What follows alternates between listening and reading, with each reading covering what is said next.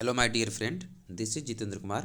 दोस्तों, आज हम लोग बात करेंगे 28 तारीख का जो पिछले साल आपका सीटेट का एग्ज़ाम हुआ था, प्रीवियस ईयर का। आप यहाँ डेट देख सकते हैं। यहाँ पे आप देखिए, आपको डेट दिख जाएगा 28/12/2021 जो ऑनलाइन पेपर हुआ था। दोस्तों, यकीन मानिए, अगर इस तरीके का आप क्वेश्चन प्रैक्टिस कर लेते हैं, आपको ये पता चल जाता है कि 4 ऑप्शन में से एक ऑप्शन कैसे निकालना है, तो आप आसानी से 30 में से 30 स्कोर कर सकते हैं। तो चलिए हम देखते हैं आगे। अगर आप इस चैनल पर न्यू है तो इस चैनल को ज़रूर सब्सक्राइब कर ले, अगर और अपने दोस्तों में जो ज़रूर शेयर करें, जिससे कि ये चैनल का ग्रोथ हो और आप मुझे भी मोटिवेशन मिले कि और भी वीडियो बना सकता हूँ। चलिए, तो ये शायद 44 नंबर पेज पे है। 46 नंबर क्वेश्चन, 46 नंबर क्वेश्चन से मैथ पेडागोजी स्टार्ट होगा। तो यहाँ देख सकते हैं, कह रहा है, देखिए चारों ऑप्शन एक साथ नहीं दिख रहा, अब दिख रहा है। चलिए देखिए, कहता है निम्नलिखित में से पोलिया के समस्या समाधान मॉडल के अनुसार सही क्रम कौन सा है। अब समझिए, समस्या को समझना, योजना को पुनः तैयार करना, पुनः जांच करना। पहले जांच करना आ गया इसलिए गलती हो गया, जांच करना लास्ट में जाएगा। ठीक है, समस्या को समझना, योजना तैयार करना, योजना के कार्यान्वयन करना, इसके बाद पुनः जांच करना। हाँ, ये आपका सही होगा। बाकी तो पहले योजना तैयार करना, योजना तैयार करना, इसलिए ये दो सभी तीनों गलत हो जाएगा। चलिए अगला क्वेश्चन देखते हैं। 47 में क्या कहता है, कहता है निम्नलिखित, देखिए निम्नलिखित में से कौन सी गणित में अवधारणा की प्रकृति के संदर्भ में सत्य नहीं है। क्या गणित अमूर्त होता है? हाँ, होता है। इसके बाद गणित अमूर्त होता है, श्रेणीबद्ध भी होता है, तर्क संगत प्राकृतिक भी होता है। अगला देखते हैं क्या है। हाँ, मूर्त नहीं होता है, गणित अमूर्त नहीं होता है। तो यही आपका गलत है, यानी कि आंसर आपका यही होगा 4। ठीक है, अगला क्वेश्चन देखते हैं। 48 क्वेश्चन देखिए। 48 में कह रहा है, संख्याओं को स्थानीय में पढ़ाने के लिए एक शिक्षक ने निम्न प्रश्न को हल दिए। मान लीजिए कि आपके पास 2 अंक 3 और 5 लेते हैं, इन दोनों अंकों का उपयोग समान बार करते हुए 4 अंकों वाली संख्या बनाना है, जिसमें आपके उत्तर अनन्य है, बहुत सारे उत्तर हैं। तो आप बताइए कौन सा है। ये खुला अंत वाला प्रश्न होगा, यह खुले श्रेणी वाले प्रश्न हैं और छात्रों को आपस में एक दूसरे को विश्लेषण और आलोचना करने का प्रदान मिलता है। हाँ, ये सही है। अब आलोचना से ये मत समझिए गलती है, आलोचना मतलब वाद विवाद करना है आपस में, ठीक है, विश्लेषण भी करना है। और खुला अंत वाला प्रश्न है, यही सही होगा आपका। इसमें बंद सिरे वाला प्रश्न गलत हो जाएगा। इसके बाद अगला है, गणित में अनेक उत्तर वाले प्रश्नों को हतोत्साहित करना, तो जहाँ भी रहेगा उसको नेगेटिव मानिएगा। ठीक है, इसके बाद में एक संदर्भात्मक प्रश्न का उदाहरण है, ये सही है, लेकिन यहाँ पे खुला अंत वाला प्रश्न है, प्रश्न के रेस्पेक्ट में आपका 1 नंबर सही है। चलिए देखते हैं 49 नंबर। 49 में कहता है, क्वेश्चन बहुत बड़ा बड़ा है। 49 में देखिए, कहता है कक्षा 1 में गणित अध्यापिका श्री सोनाली ने अपने अधिगमकर्ताओं को निम्नलिखित क्रियाकलाप दिए। भिन्न आंकड़ा और रंगों वाली सीपिया, कंकर, ये सब दिया, टोकन वोकन। अगला है भिन्न की छड़ियाँ उनकी लंबाई के अनुसार बंडल व्यवस्थित करना। इसके बाद लकड़ियाँ परतियाँ इस तरीके से जो है ना परिवेश के लिए दिया। इसके बाद मोतियों का धागे का दिया। कह रहा इस प्रकार के क्रियाकलाप क्या है। कह रहा प्राथमिक कक्षाओं को फुर्सत मौज मस्ती नहीं, गलत। इसके बाद समय नष्ट करने के लिए पहले देखिए काट दीजिए। इसके बाद केवल पूर्व प्राथमिक के लिए केवल वाला गलत हो जाएगा, केवल पूर्व प्राथमिक संकीर्ण उद्देश्य हो गया ये। इसके बाद अगला है अंक गणित के महत्वपूर्ण अवधारणा जैसे गणना, परिचय देना, इसलिए बच्चों को तत्परता का आकलन की सहायता हो सकता है। हाँ, इस 4 नंबर सही है। चलिए 50 देखते हैं।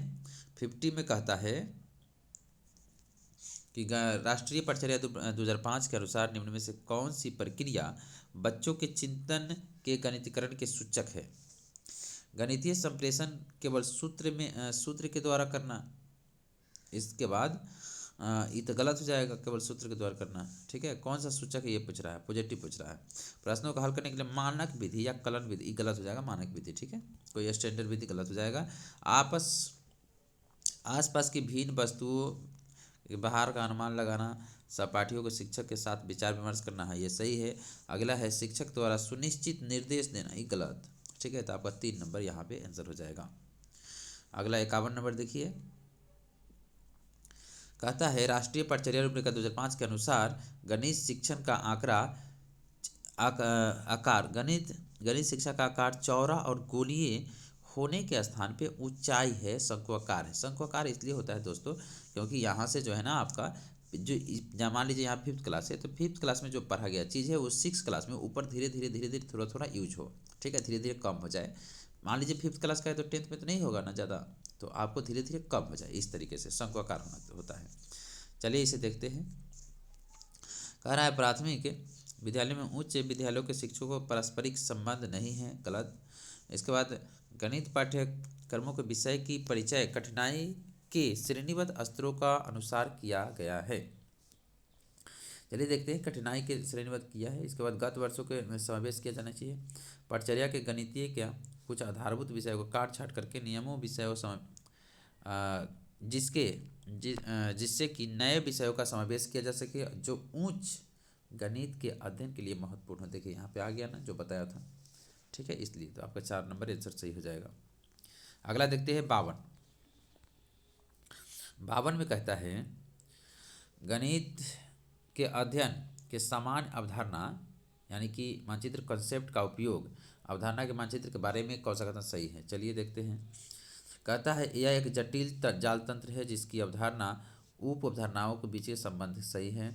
इसके बाद एक अवधारणा के सभी उप अवधारणाओं के लिए एक रैखिक व्यवस्था है। रैखिक व्यवस्था जहाँ भी रहेगा काट दीजिएगा। रैखिक मतलब होता है सीधा सीधा, ज़्यादा व्यापक नहीं है, तो ये काट जाएंगे। इसके बाद बी, इनका उपयोग दैनिक उपकरणों में किया जाता है, ये भी सही है। अगला है गणित की प्रकृति के बारे में नई जानकारियाँ या अंतर्दृष्टि प्राप्त करने का अध्यापक को सहायता करता है, सही है। आपका जहाँ बी होगा, बी नहीं होना चाहिए, तो आप देख लीजिए इसमें किसमें बी नहीं है, तो बी तो इसमें भी ये कट जाएगा, बी इसमें भी ये कट जाएगा, बी इसमें भी ये कट जाएगा, आपका 4 नंबर आंसर हो जाएगा। चलिए अगला क्वेश्चन देखते हैं। अगला क्वेश्चन कहता है, ये तो बहुत बड़ा है अगला क्वेश्चन, यहाँ से अगला क्वेश्चन चालू है, ठीक ना। कहता है रचनात्मक आकलन क्या है, तो अब तो पूरा पढ़ना पड़ेगा। चलिए देखते हैं। रचनात्मक आकलन कहता है बच्चों को तथ्यों का स्मरण, तथ्य स्मरण हो गया तो ये तो गलत हो जाएगा। तथ्य स्मरण तो रचनात्मक में नहीं आएगा। बच्चों को निजीकरण समूह करना इस तरीके से नहीं होगा। आगे देखिए, ज्ञात करता है कि एक समय अवधि में बच्चों के विभिन्न विषयों और व्यक्तिगत के अन्य आयामों में क्या समझ बनाती है और आयामों का क्या समझ बनाती है और क्या बदलाव आया है प्रगति करते, ये जो है ना क्रिएटिव है, तो ये आप कर सकते हैं। एक बार शिक्षक केंद्रित है, ये रटवाना वगैरह तो हो जाएगा शिक्षक केंद्रित। इस छात्र केंद्रित कौन सा है, ठीक है। यहाँ सामूहिक आकलन भी देख सकते हैं। यहाँ देखिए सामाजिक कौशल के सहयोग देना, तो 4 का 2 4 का 3 हो जाएगा। इस तरीके से आप देखिए पहले 1 का जो है 4 किस में है, तो 1 का 4 देखिए, 1 का 4 मात्र 1 में है, ठीक ना, तो यही आपका आंसर हो जाएगा। अगला देखिए, अगला क्वेश्चन 54 नंबर में कह रहा है निम्नलिखित में से कौन सा प्राथमिक कक्षा के छात्रों को आकलन की उपयुक्त विधि नहीं है। यहाँ पे नहीं है, प्राथमिक कक्षा कौन सा उपयुक्त विधि नहीं है। चलिए करा परीक्षा जो तथ्य सूत्रों का स्मरण कराता है, हाँ यही नहीं है, क्योंकि सूत्र और तथ्य कभी भी फैक्चुअल चीज़ें नहीं पढ़ाते, उससे क्या कंसेप्ट बिल्ड नहीं होगा, ठीक है। चलिए अगला क्वेश्चन देखते हैं। 55 कहता है प्राथमिक कक्षा में अध्यापक अपने छात्र को स्थानीय मानकों पढ़ाने के लिए विविध मूर्त पदार्थों का उपयोग कर रहा है। चलिए डिंस ब्लॉक इस तरीके से होता है, तो आप जान सकते हैं, ठीक है, इस तरीके से रहता है आपका डिंस ब्लॉक।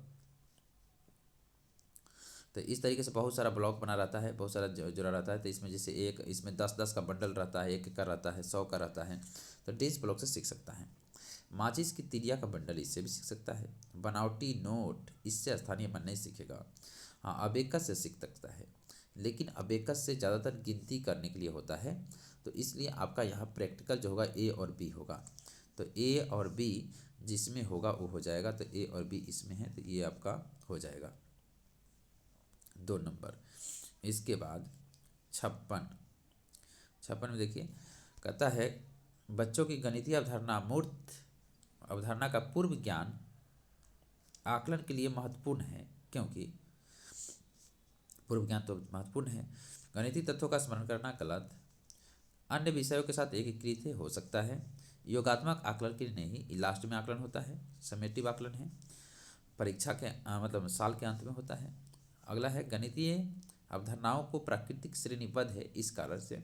हाँ सही बात है, इसीलिए पिछला ज्ञान से अगला ज्ञान को जोड़ेंगे तो 4 नंबर आपका आंसर सही होगा। 57 देखेंगे, कहता है 6 और 7 का योग 13 है, यह एक किस टाइप का उदाहरण है। देखिए ये क्या है, एक सुसाध है, पहले से फिक्स है, तो एक कह सकते हैं एक लक्ष्य है कि इस तरीके से होगा। तो आपका ये आपका परिभाषा नहीं है, युक्त वाक्य नहीं है। इसके बाद संयोजन या समुच्चय, नहीं समुच्चय कह सकते थे, लेकिन दो वाक्यों को जोड़ने पर कोई बनता है तो कहलाता है। यहाँ पे सुसाध्य या प्रतिज्ञप्ति हो जाएगा। अगला है 58 में देखेंगे, निम्नलिखित संज्ञानात्मक क्षेत्र के स्तरों को अपसारी चिंतन, अपसारी मतलब होता है खुली अंत वाला। ठीक है दोस्तों, इसके बाद मेरा नोट्स आने वाला है, नोट्स का पूरा जो है ना आपको पढ़ा दिया जाएगा, तो आप उसको देख सकते हैं। इसके बाद तो आपको पूरा क्लियर हो जाएगा अपसारी चिंतन किसे कहते हैं। अपसारी मतलब होता है खुली अंत वाला प्रश्न, जिसमें एक से ज़्यादा आंसर हो, जिसमें तर्क कर सकता है बच्चा। तो देखिए ज्ञान इसमें है, तो जहाँ जहाँ ज्ञान है, ज्ञान का मतलब होता है सिर्फ इन्फॉर्मेशन लेना, इसमें अपसारी चिंतन नहीं होगा, ये इन्फॉर्मेटिव चीज़ हो गया। ठीक है, तो ज्ञान वाला तो कट जाएगा। ठीक है, इसके बाद में है अब अवबोध है, विश्लेषण है, मूल्यांकन है। यहाँ है विश्लेषण, संश्लेषण और मूल्यांकन। विश्लेषण में होता है तोड़ तोड़ के सीखना, फिर संश्लेषण में होता है उस चीज़ को जोड़ के सीखना, और मूल्यांकन लास्ट में करना। हाँ तो यही वाला आपका आंसर होगा 2 नंबर। ठीक है, अगला देखिए 59 में कहता है इतना इतना को हल करने के लिए विद्यार्थियों को निम्न तरीका से अपनाएं। इस तरीके से अपनाया है, क्या है, अधिगमकर्ताओं को समस्या समाधान का अनौपचारिक तकनीक के हतोत्साहित करना चाहिए। देखिए आ गया ना गलत, डिस्करेज करना चाहिए, गलत। इसके बाद है विद्यार्थियों को गुणन की अवधारणा ज्ञात नहीं है, फिर नेगेटिव आ गया। विद्यार्थियों द्वारा प्रयुक्त विधि उसकी गुणन के नियमों को समझा को दर्शाती है या प्रतिबिंबित करती है। हाँ सही है, लेकिन परीक्षा के इस विधि का प्रयोग विद्यार्थियों का 0 अंक मिलेंगे, गलत। ये 3 नंबर सही है।